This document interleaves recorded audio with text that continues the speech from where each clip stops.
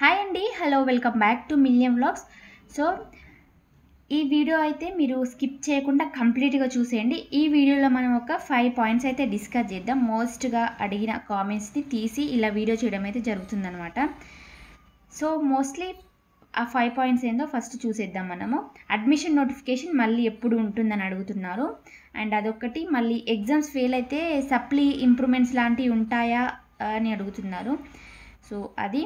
And also ఇక్కడ next వచ్చేసి old బ్యాచెస్కి exam registration దాని గురించి అడుగుతున్నారు. కొందరు రీఅడ్మిషన్ కూడా అడుగుతున్నారు. బట్ రీఅడ్మిషన్ గురించి ఎంతగా ఇంకా ఇన్ఫర్మేషన్ అయితే లేదు. సో చూద్దాము వీడియోలో ఒకసారి. అండ్ రిలేటెడ్ ఇన్ఫర్మేషన్ రాసినా ఫెయిల్ చేస్తున్నారు అని చాలామంది అంటున్నారు. అక్క, మేము రిలేటెడ్ ఇన్ఫర్మేషన్ రాసిన, లేదంటే మేము పక్కా పాస్ అవుతాము అనుకున్న సబ్జెక్ట్స్ కూడా ఫెయిల్ చేస్తున్నారు అని చెప్పి అంటున్నారు.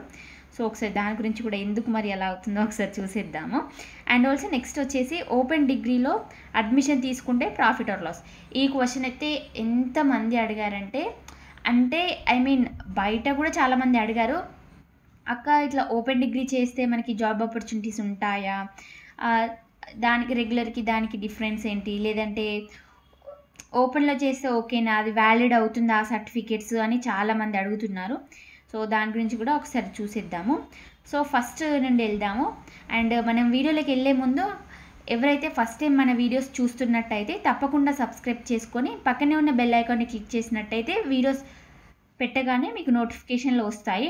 అండ్ ఆల్సో ఇంకా ఎవరైతే మన టెలిగ్రామ్ గ్రూప్లో జాయిన్ అవ్వలేదో వెంటనే వెళ్ళి జాయిన్ అవ్వండి. లింక్ వచ్చేసి మన ఛానల్ పేజ్లో ఉంటుంది. అండ్ ఆల్సో మన పోస్ట్లో అంటే యూట్యూబ్ పోస్ట్లలో నేను పోస్ట్ చేశాను, వెళ్ళి చూడండి, అక్కడ లింక్ ఉంటుంది. దాని ద్వారా మీరైతే వెళ్ళి జాయిన్ అవ్వచ్చు. సో ఏంటంటే అలా టెలిగ్రామ్లో నేను ఏమైతే వీడియోస్ చేయలేని ఇన్ఫర్మేషన్ ఉంటుందో, సో చిన్న చిన్న ఇన్ఫర్మేషన్స్ లాంటివి నేను టెలిగ్రామ్లో పెడతా ఉంటాను. సో అలాంటివి మీరు అయితే మిస్ కాకుండా ఉంటుందన్నమాట. అదనమాట. అండ్ లేట్ చేయకుండా అయితే వీడియోలోకి వెళ్ళిపోదాం. అండ్ ఆల్సో నెక్స్ట్ థింగ్ ఏంటంటే, ప్లీజ్ తప్పకుండా లైక్ చేయండి. మీకు వీడియో యూస్ఫుల్ అనిపిస్తే, ఏ పాయింట్లో మీకు యూస్ఫుల్ అనిపిస్తుందో అక్కడే లైక్ చేసేయండి. సో దట్ మీరైతే వీడియోకి న్యాయం చేసినట్టు అనమాట. వీడియోకి, నా టైంకి, మన ఛానల్కి, సో అందరికీ న్యాయం చేసినట్టు అవుతారు.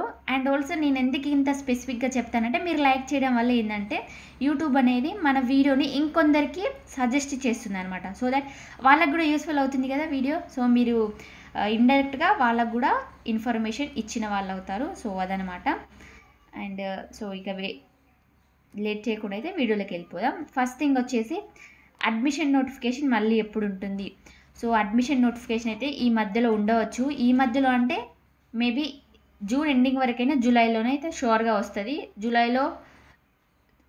జూలైలో ఎండ్ వరకైనా షూర్గా వస్తుందండి అడ్మిషన్ నోటిఫికేషన్. ఎందుకంటే మనకి ఈ జూన్ 6th మనకి ఎగ్జామ్స్ అయిపోతున్నాయి కదా, 6th సెమ్ అయిపోతాయి. సో మేబీ వచ్చే ఛాన్స్ ఉంటుంది, లేదంటే నెక్స్ట్ మంత్ ఆగస్ట్ ఫస్ట్ వీక్లో అయినా వస్తుంది. ఇంకా అంతకు మించి అయితే ల్యాగ్ అవ్వదు. ఎవరైనా చేసుకోవాలనుకుంటే చేసుకోండి. ఇంకా దాని గురించి ఏమైనా కంప్లీట్ ఇన్ఫర్మేషన్, మాకు అడ్మిషన్ ఎలా తీసుకోవాలి ఏంటి కంప్లీట్ ఇన్ఫర్మేషన్ కావాలి అనుకుంటే తప్పకుండా కామెంట్ సెక్షన్లో కామెంట్ చేయండి. నేను తప్పకుండా ఒక స్పెషల్ వీడియో చేస్తాను. ఎందుకంటే అడ్మిషన్ తీసుకోవడానికి చాలామంది వెయిట్ చేస్తున్నారు, ఎప్పుడు అడ్మిషన్ అని అడుగుతున్నారు. సో అదనమాట. అండ్ నెక్స్ట్ వచ్చేసి ఓకేనా, ఈ పాయింట్ అయితే క్లియర్ ఉంది అని అనుకుంటున్నాను.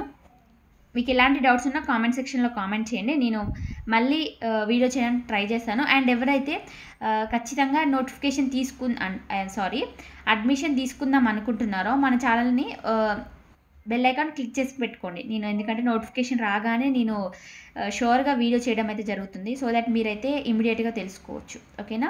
ఎందుకంటే మళ్ళీ ఒకసారి నోటిఫికేషన్ మిస్ అయిందంటే మళ్ళీ 1 year వరకు వెయిట్ చేయాల్సిందే. ఓకేనా. సో అదనమాట. మనం నెక్స్ట్ సెకండ్ పాయింట్కి వెళ్తే, ఎగ్జామ్ ఫెయిల్ అయితే సప్లీ ఎగ్జామ్స్ ఉంటాయా అని అడుగుతున్నారు. సో వన్స్ ఎగ్జామ్ ఫెయిల్ అయితే దీంట్లో రెగ్యులర్ ఎగ్జామ్స్ లాగా మనకి సప్లీస్, ఇంప్రూవ్మెంట్స్ లాంటివి అయితే ఏమీ ఉండవు. ఒకసారి ఫెయిల్ అయితే మళ్ళీ సెమిస్టర్ వరకు మీరు, ఇప్పుడు ఫర్ ఎగ్జాంపుల్ అనుకుందాము, మీరు ఫస్ట్ సెమిస్టర్లో ఫెయిల్ అయ్యారే అనుకో, మళ్ళీ నెక్స్ట్ ఇయర్ ఫస్ట్ సెమిస్టర్ వరకు మీరు వెయిట్ చేయాల్సిందే. ఓకేనా. ఒకవేళ 6th సెమిస్టర్లో ఫెయిల్ అయితే నెక్స్ట్ ఇయర్ మళ్ళీ 6th సెమిస్టర్ వచ్చేంత వరకు మీరు వెయిట్ చేయాల్సింది. మళ్ళీ నెక్స్ట్ ఇయర్ 6th సెమిస్టర్ వచ్చినప్పుడు మళ్ళీ అప్పుడు మీరు ఏదైతే ఫెయిల్ అయ్యారో ఆ ఎగ్జామ్ ఫీ కట్టుకొని మళ్ళీ ఎగ్జామ్ రాయాల్సింది వాళ్ళతోని. అంటే మీ జూనియర్స్తో మళ్ళీ రాయాలన్నట్టు. సో ఆ విధంగా ఉంటుంది. సప్లీస్ అనేవి ఉండవు. అండ్ ఆల్సో తక్కువ మార్కులు వచ్చినా మళ్ళీ ఇంప్రూవ్మెంట్స్ లాంటివి అయితే ఉండవు. ఓకేనా, ఈ పాయింట్ కూడా క్లియర్ అయిందని అనుకుంటున్నాను. నెక్స్ట్ వచ్చేసి ఇక్కడ old batches exam registration of 2016 are before batches. అయితే ఏంటంటే మనకి ఓల్డ్ బ్యాచెస్కి అయితే మనకి ఇక్కడ ఒక ఛాన్స్ అయితే ఇచ్చారు. అది కూడా 2016 బిఫోర్ బ్యాచెస్ ఉంటారు కదా, సో వాళ్ళు ఏమైనా సబ్జెక్ట్స్ ఏమైనా పోయి ఉంటే వాళ్ళు కూడా ఎగ్జామ్స్ అయితే అంటే ఏమైనా సబ్జెక్ట్స్ పోయిన సబ్జెక్ట్స్ని ఫీజు కట్టుకొని ఎగ్జామ్ అయితే రాయవచ్చు. సో టైం వచ్చేసి వాళ్ళకి 20 వరకు ఉంది. ఈ జూన్ మంత్ 20 వరకు అయితే ఉన్నదనమాట. సో ఎవరైతే ఓల్డ్ బ్యాచెస్ వాళ్ళు ఇంకా సబ్జెక్ట్స్ వెళ్ళని వాళ్ళు ఉంటారో తప్పనిసరిగా మీరు ఫీజు కట్టుకొని అయితే రాసుకోండి. తప్పనిసరిగా అని చెప్పను, మీకు కావాలనిపిస్తే అంటే ఎగ్జామ్ వెళ్ళాలి ఓకే క్లియర్ ఉంటుంది అనుకుంటే మీరు ఎగ్జామ్ ఫీ కట్టుకొని ఎగ్జామ్స్ అయితే రాసుకోవచ్చు. ఓకేనా, ఇక్కడ చూడండి మనం స్పెసిఫిక్గా 2016 అండ్ బిఫోర్ బ్యాచెస్ అంటే 2016, 2015, 2014 ఇంకా బ్యాచెస్ అన్నట్టు. ఓకేనా, నెక్స్ట్ ఈ థర్డ్ పాయింట్ కూడా క్లియర్ అయింది అని అనుకుంటున్నాను.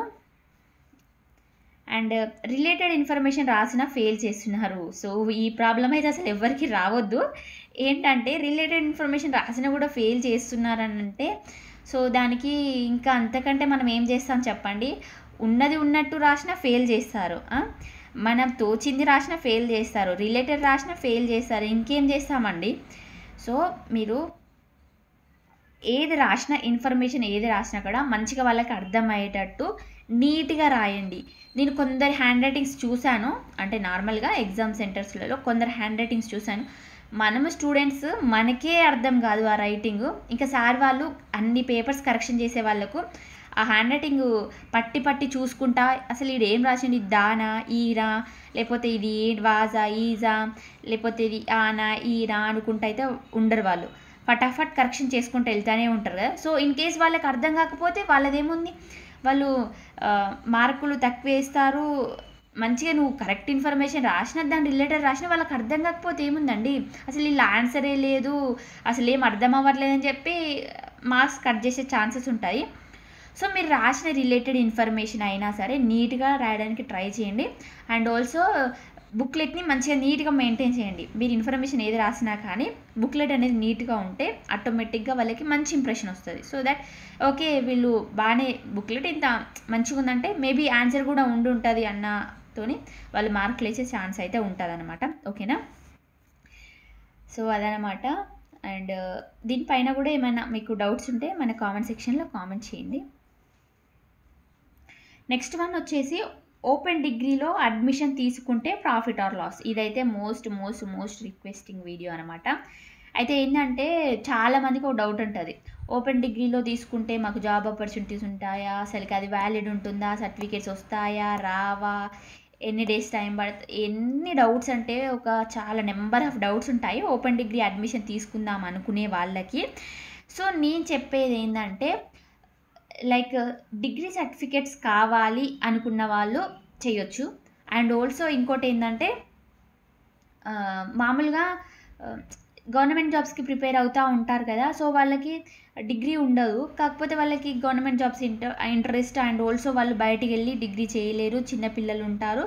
సో అలాంటప్పుడు ఏం చేయాలంటే ఈ ఓపెన్ డిగ్రీ తీసుకుంటే చాలా మంచిది, ఏం పర్లేదు, ఏం మంచిగా రాసుకోవచ్చు. అండ్ ఆల్సో ఇంకా మనకి ప్రైవేట్ జాబ్స్ కంటే కొంచెం ఇబ్బంది అయితే ప్రైవేట్ జాబ్ చేయాలి అనుకున్న వాళ్ళకి ఈ ఓపెన్ డిగ్రీ తీసుకుంటే ఏంటంటే ఓపెన్లో చేశారు కాబట్టి కొంచెం తక్కువ ఆపర్చునిటీస్ ఉంటాయి అన్నమాట. సో నేను అలా కూడా చెప్తున్నాను. సో నేను ఏదో దీనికి సపోర్ట్ చేయట్లేదు అలా అని కాదు. సో ప్రైవేట్లో తీసుకుంటే కొంచెం తక్కువ ఆపర్చునిటీస్ ఉంటాయి. గవర్నమెంట్ సైడ్ అయితే మనకి ఓపెనా రెగ్యులర్ అని చూడరు.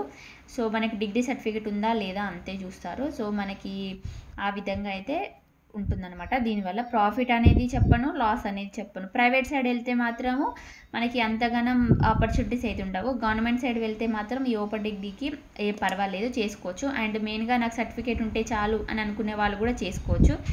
చిన్నపిల్లలుండి ఇట్లా బయటకు వెళ్ళి చదవలేని వాళ్ళు కూడా ఇలా సర్టిఫికేట్స్ అయితే అంటే ఇలా అడ్మిషన్ అయితే తీసుకొని ఓపెన్ డిగ్రీ ఓపెన్లో ఇంటర్ కూడా చేసుకోవచ్చు. ఓకేనా, ఇదన్నమాట వీడియో అయితే.